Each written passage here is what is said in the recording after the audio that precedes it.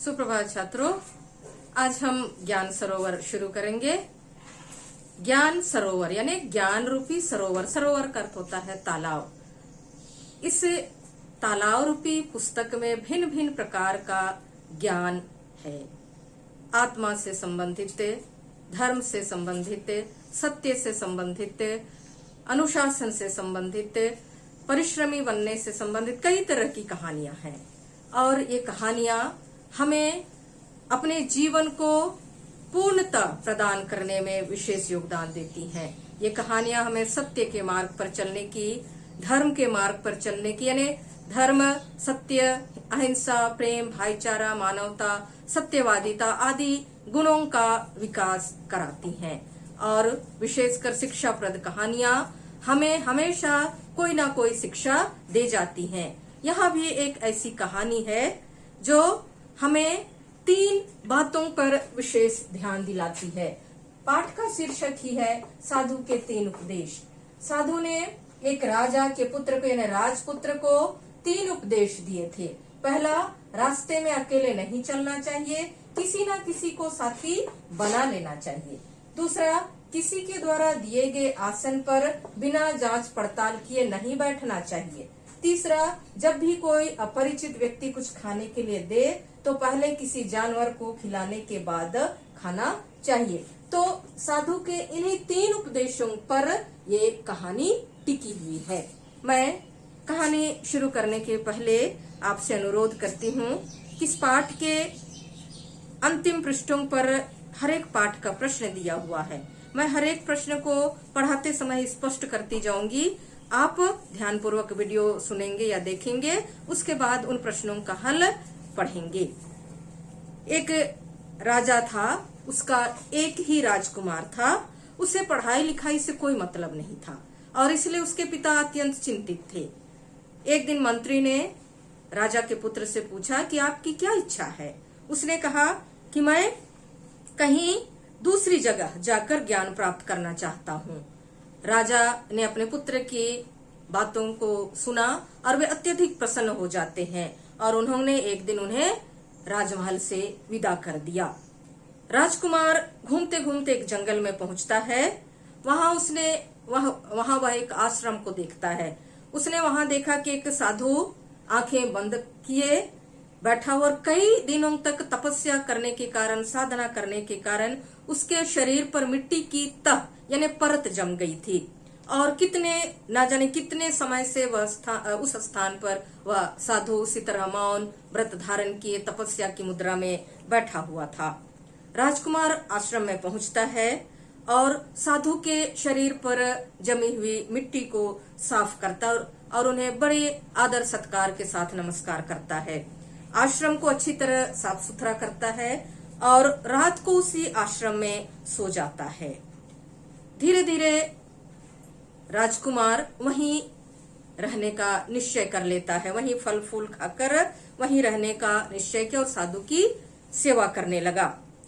जब साधु की तपस्या पूरी हुई और साधु ने जब अपनी आंखें खोली तो उस जगह को देखकर वह आश्चर्यचकित करने लगा कि किसने इस जगह को कितनी अच्छी तरह साफ सुथरा किया है। क्योंकि वह राजकुमार आश्रम की हर वस्तु को यथास्थान रखता था, पेड़ पौधों को सींचता था और उसने दिन रात साधु की सेवा की थी। साधु ने राजकुमार की सेवा, उसके द्वारा किए गए कार्यों को देखा और वह अत्यधिक प्रसन्न हुआ और प्रसन्न होकर उसने कहा कि तुम मेरे पास रहकर ज्ञान प्राप्त कर सकते हो। और इस तरह साधु के आश्रम में रहकर राजकुमार ज्ञान अर्जित करने लगा। वह महीने का पाठ 1 सप्ताह में और 1 सप्ताह का पाठ 1 दिन में स्मरण कर लेता था और इस तरह वह साधु के संग रहकर ज्ञानवान बन गया, ज्ञानी बन गया। जब 3 वर्ष बीत गए तो उसने साधु से घर जाने की आज्ञा मांगी। तब साधु ने उससे कहा कि इतने दिनों तक तुमने मेरी सेवा की है, मेरी सेवा शुश्रूषा की है, मैं तुमसे अत्यधिक प्रसन्न हूँ, तुम मुझसे कुछ मांगो। तो साधु से राजकुमार ने कहा कि महाराज मुझे ज्ञान दीजिए। साधु ने कहा तुमने कुछ नहीं मांगा, फिर भी सब कुछ मांग लिया। उसने उसी वक्त उन्हें 3 बातें बताई, 3 उपदेश दिया, 3 बातों का सदा ध्यान रखने की सीख दी। पहला, मैंने अभी भी पढ़ा था, बोर्ड पर लिखा हुआ, रास्ते में कभी अकेले नहीं चलना है, किसी न किसी को अपना साथी अपने साथ ले लेना है। दूसरी बातें उन्होंने उन्हें बताई कि जब भी कोई तुम्हें बैठने के लिए दे, आसन करत बैठने की वस्तु दे, तो बिना जांच पड़ताल के उस वस्तु पर मत बैठना। और तीसरी बातें उन्होंने बताई, यदि कोई भी अपरिचित व्यक्ति तुम्हें कुछ खाने के लिए दे तो पहले किसी जानवर को खिलाना, उसके बाद खाना। तो ज्ञान की ये 3 बातें उन्होंने कहा कि तुम अपने जीवन में गांठ बांध लो, क्योंकि हर पल हर क्षण ज्ञान की ये 3 बातें तुम्हारे जीवन में तुम अपने जीवन में आवश्यकता के तौर पर महसूस करोगे। और इस तरह साधु के ज्ञान को लेकर राजकुमार अपने राजमहल की ओर चल पड़ा। रास्ते में उसे एक चील दिखाई दिया जो नेवले को लेकर ऊंचे आसमान में उड़ रही थी। राजकुमार ने एक पत्थर से चील को मारा तो नेवला उसकी चोंच से गिर पड़ता है, और साधु के उपदेशों के अनुरूप उसने समझा कि शायद यह मेरा प्रिय दोस्त बन सकता है। यह सोचकर वह नेवले को अपना साथी बना लिया। लगातार चलते रहने के कारण राजकुमार काफी थक चुका था और वह एक पाकुड़ नामक एक जंगली फलदार वृक्ष है, उसका नाम है पाकुड़, उसके नीचे ठहरा। और चूंकि बहुत थका हुआ था इसलिए वह सो गया और अपनी झोली से उस नेवले को बाहर निकाल दिया। उस पेड़ की जड़ में एक सांप रहता था। उसकी मित्रता कौवे और सियार से थी। जैसे ही कोई राहगीर उस वृक्ष के नीचे सोता था, सियार आवाज लगाता था जोर जोर से, और जोर जोर से चिल्लाना सुनकर उस पेड़ की जड़ में जो सांप बिल बनाकर रहता था वह निकलता और सोए हुए यात्री को काट लेता था। और इस तरह यात्री की मृत्यु के बाद कौवा सियार उसे आनंदित होकर अपना भोजन बनाते थे। राजकुमार को सोता देखकर कौवा भी कांव कांव करने लगा। इतने में सियार वहां आया और वह भी जोर जोर से चिल्लाने लगा। उसकी चिल्लाहट सुनकर सांप भी बिल से निकल गया, और जो ही सांप बिल से निकला नेवले ने झट से उसे काट दिया, और इस तरह राजकुमार की जान बच गई। तो पहला उपदेश सफल हो गया कि कभी भी अकेले रास्ते पर मत चलना, किसी ना किसी को अपना साथी बना लेना। अगला भाग है, कुछ दूर चलने के बाद राजकुमार एक गांव में पहुंचता है। वहां पहुंचने पर उसे पता चला कि यह गांव ठगपुर कहलाता है और इसमें लोगों को ठगने वाले, ठग विद्या जानने वाले लोग रहते हैं। उनकी एक जो ठग विद्या जानने वाला व्यक्ति था, उसकी पुत्रियां भी ज्योतिष विद्या में माहिर थी। और जैसे ही राजकुमार उस गांव के कोने में घुसता है, ठग पुत्रों से तो वह बच जाता है, लेकिन जैसे वह चौरास्ते पर, यानी 4 रास्ते का जो समूह है, चौराहा है जहां चारों रास्ते मिलते हैं, वहां पहुंचता है तो वहां उसकी मुलाकात ठगराज से होती है।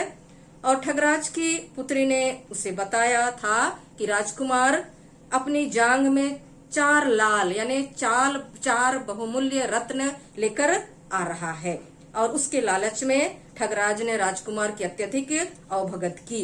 रात को सोने के लिए उसने पलंग दिया, लेकिन जैसे उसने पलंग दिया तुरंत राजकुमार को साधु के द्वारा बताए गए दूसरे उपदेश की याद आती है। उसने तुरंत चादर उठाई तो देखा कि पलंग कच्चे सूत से बना था और उसके नीचे गहरा कुआं था। राजकुमार ने ठगराज की चालाकी को समझा और उसने तुरंत जमीन पर चटाई बिछाया और वहीं बैठ गया। और जब ठगराज आकर पूछा तो उसने कहा कि आज हमारे पूर्वजों का दिन है, हमारे गुरुओं का दिन है, और इसलिए हम आज खाट पर नहीं सो सकते, ना तो बैठ सकते हैं। और इस तरह दूसरी चाल यानी दूसरी गलती करने से, दूसरी चाल में फंसने से राजकुमार बच जाता है। तो इस तरह दूसरा उपदेश भी सफल हो जाता है। अब राजकुमार ने सोचा कि वह किसी तरह इनके चंगुल से निकले, लेकिन वह उनके चंगुल से निकल नहीं पाता है। अंत में उसकी छोटी पुत्री ने उसे यह प्रतिज्ञा करवाई कि यदि वह मुझसे या यदि आप मुझसे ब्याह करेंगे तो मैं अवश्य ही आपको इस चंगुल से मुक्त करा सकती हूँ। और उसने उसे 2 घोड़ियां दिखाई, एक मोटी घोड़ी थी और दूसरी पतली घोड़ी थी। पतली घोड़ी भले पतली थी लेकिन कई कोसों तक चल सकती थी और मोटी घोड़ी दूर तक यात्रा नहीं कर सकती थी। उस ठगराज की पुत्री ने उससे कहा कि तुम पतली घोड़ी लेकर यहाँ से भाग जाओ, मैं कुछ दूरी पर तुमसे मुलाकात करूंगी। लेकिन राजकुमार ने ठगराज की पुत्री की बातों पर विश्वास नहीं किया और मोटी घोड़ी लेकर चल पड़ा। लेकिन कुछ ही दूर में वह ठगराज के पुत्र के द्वारा पकड़ा जाने ही वाला था, क्योंकि पुत्री ने चालाकी से राजकुमार को तेज दौड़ने वाली घोड़ी की पीठ पर बैठा और दोनों चल पड़े। किंतु इस घटना के पूर्व और एक घटना घटित होती है।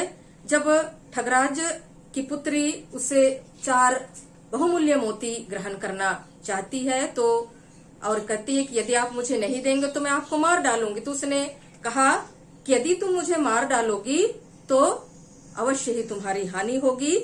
जिस तरह एक चिड़ीमार ने अपने द्वारा पाले गए पक्षी को मार डाला था और अंत में उसे हानि हुई थी।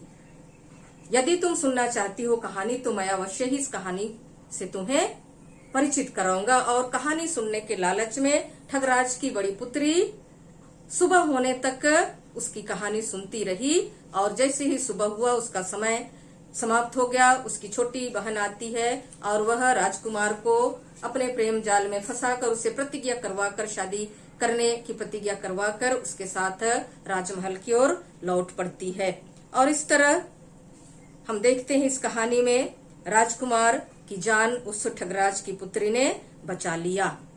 और इस कहानी के द्वारा यही हमें संदेश मिलता है कि गुरुजन या बड़े लोग जो भी हमें सीख देते हैं, हमें उनके द्वारा बताई गई बातों का, उनके द्वारा कही गई बातों का अनुकरण करना चाहिए। और कई बार यदि हम उनके द्वारा बताए गए मार्ग पर नहीं चलते, उनके द्वारा दी गई शिक्षा पर नहीं चलते हैं तो अवश्य ही हम कष्ट भोगी होते हैं। कष्ट आने के कारण हम अपने आत्मबल को खो देते हैं, हमारा आत्मविश्वास टूट जाता है। और इस कहानी के द्वारा हमें यही सीख मिलती है कि हमेशा हमें कठिन परिश्रम करना चाहिए और कठिन परिश्रम करने के बाद ही हमें जीवन में सफलता मिलती है। जैसे राजकुमार ने कठिन परिश्रम किया, साधु के संग रहकर 3 वर्ष तक कठिन तपस्या की और ज्ञान प्राप्त किया और अंत में वह अपने पिता के राजपाट को भी संभालता है। और इस तरह इस कहानी से हमें यह संदेश मिलता है कि हमेशा हमें परिश्रमी बने रहकर हर तरह के संकट का सामना करने के लिए नित्य तैयार होना चाहिए। धन्यवाद।